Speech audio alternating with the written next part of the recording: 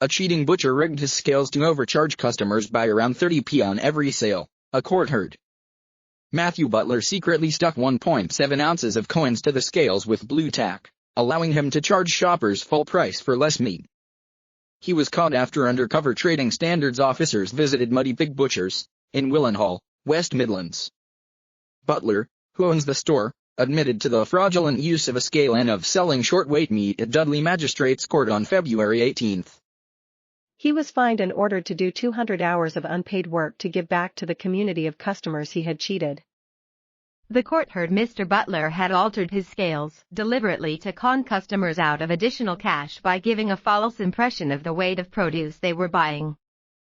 An investigation was launched after Walsall Council received a number of complaints about the sharp practice in 2019 and dispatched undercover trading standards officers to the shop.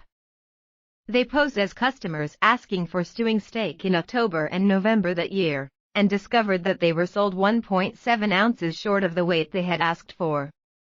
When they later seized the scales, the court was told that they found coins had been stuck onto the mechanism, meaning customers were being systematically overcharged.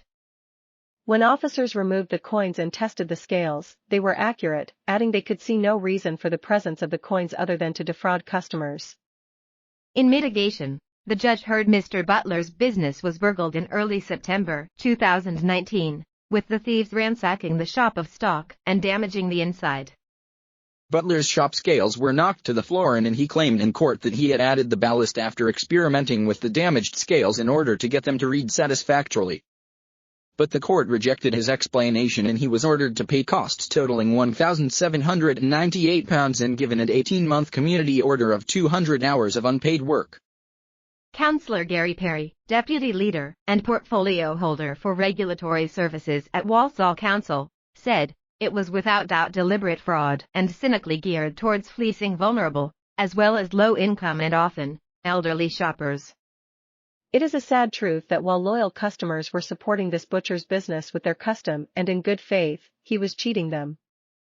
Just by using this set of dodgy scales within the 2-month period of our initial investigations, meant that many customers would have been overcharged by roughly 30p per item.